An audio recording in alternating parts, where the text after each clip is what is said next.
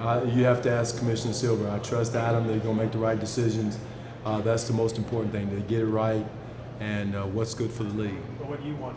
Doesn't matter what I want. It's just a matter of what the commissioner decides for the league and make the appropriate recommendation or appropriate decision that's going to represent the league for those type of areas. Suspension be enough? Again, that's not my decision.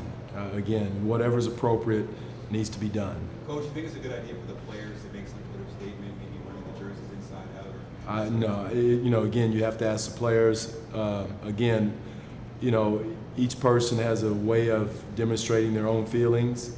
I've made my feelings known. It's unbelievable that someone would say that if he said it in 2014. But whatever the decision the commissioner makes, I'm behind it because I trust that he will do the right thing for what has been done. Do you think it's unfair that the players have to even take questions about this? It is. For me to have to stand here and talk about this when we have a game tomorrow night is speaks for itself. I'm consumed with tomorrow night, but yet and still what happened last weekend is real and it affects all of us. But whatever decisions made by the commissioner, we stand behind it. Any injury updates? Everybody's healthy. Everybody's ready to roll. What's your definition of health? That's the question. That's the question. Everybody's got something that's not 100%. Whether I don't think we don't have anything that's going to keep us from competing, and that's the key word: competing. We got to come out and compete. Just because we're home doesn't remedy anything. I thought the other night when we were down 2-1, our backs against the wall, we came out appropriately. That's the same approach we got to have tomorrow night. And it's not going to be all smiles and bubble gum and fruitcakes tomorrow night. It's going to be a street fight. And that's the way we got to come out with that mentality.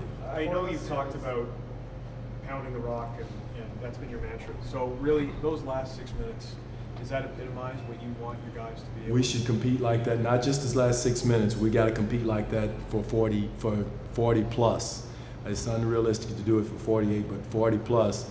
The third quarter has been our nemesis. We're way behind in the third quarter, plus minus. So that's what we got to remedy, is coming out of the locker room at halftime with that type of desperate disposition. And so we can't wait till the fourth quarter to come out and play like that. And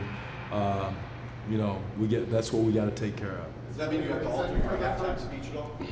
Well, if that's what it takes, I'll do anything. But we're not coming out with the same focus or same desperation in the third quarter, and that's been the entire series. During the year, they were a good third quarter team. You guys were a very good fourth quarter team that sort of started to continue in the playoffs. Is there a reason why a team might be better in the quarter? That's a good question, and believe me, I've tried everything as far as speeches, rants, raves, and everything else. And some teams are that way. I know past teams have been around. We've had good third quarters and not very good fourth quarters. I'd rather have a good fourth quarter, but to remedy that, we got to meet somewhere in the middle in the third quarter, and that's just been our playing personality the entire year, not just the playoffs. We've been a bad third quarter team for whatever reason. Before the series started, we were all talking about the experience and the difference there.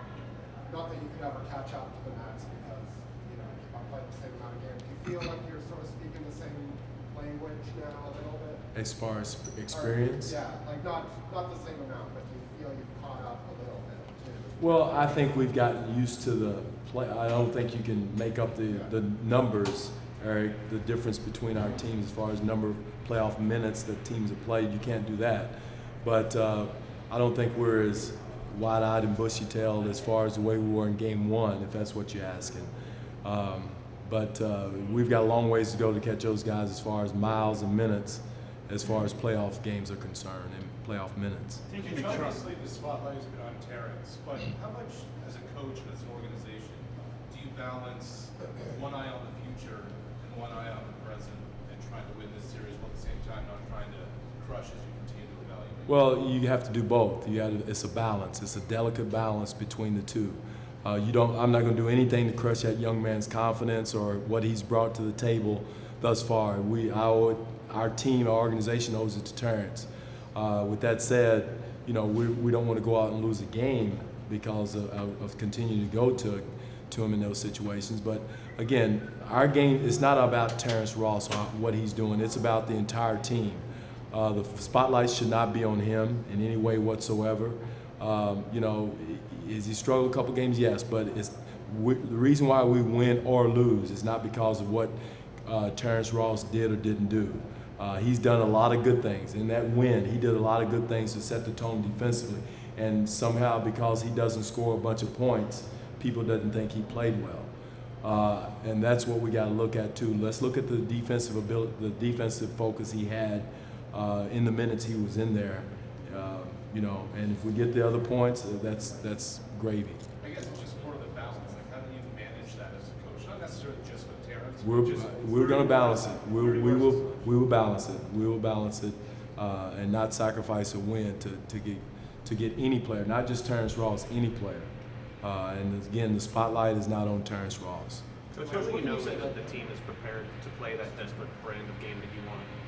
How do I know that they're? Will you know before they take the court tomorrow what we do to prepare them, and will you know before that they're ready for it? Well, if you at this point of the season and you don't understand after you've been told that, hey, it's going to be a street fight, and you're not ready to go out and get hips out, it's a little late. They should know right now that tomorrow is going to be a street fight. And they've been told that we've showed them. So I'll know if we've got 4 guys laying down on the floor and they're shooting layups and we're walking back on defense, or not battling post-ups, we're not battling on the boards, we're not getting back in transition, we're not setting solid screens. That will tell me we were not ready. We didn't realize how physical and how intense it was going to be. 2 more questions, please. Have you been pretty happy with the adjustment? Like you talked about that chess game in between games. Have you been pretty happy with the adjustments that you guys have been able to make, and maybe even anticipating what the Nets are going to do? I think we've done a good job of changing things, making adjustments, even though they're subtle. We're not putting in a whole new defensive scheme, a whole new offense, mixing up the defenses on Johnson. I think we've done that. Blitzing sometimes, double teaming sometimes not. Who we're double teaming off of. Those are the things that I think we've did a decent job, not a great job, a decent job of doing. Again, you're not going to stop a guy like Joe Johnson. He's one of our great scorers in the league.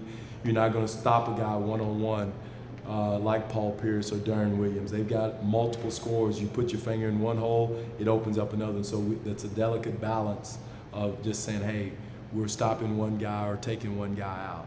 Last one to Jared. Do you think America should take note of how good the crowd support has been for your team this series and throughout the year? Yes. Again, I've said this not only in the playoffs but throughout the year. Our core fan base has been unbelievable. First year I was here, we were a rebuilding team. They were still here. They were wanting wins yesterday, but they were still here supporting the team in no other way. And then the other day, they were unbelievable as far as their passion, being into the game for 48 minutes. The group outside was unbelievable. But again, and I told the team, that alone, we've got to do our part. The fans are doing their part. We've got to do our part as a team, as a group of guys, to go out and lead the fight on the court, because the fans are behind us 100%, and they're loud and they're very proud, and they should be.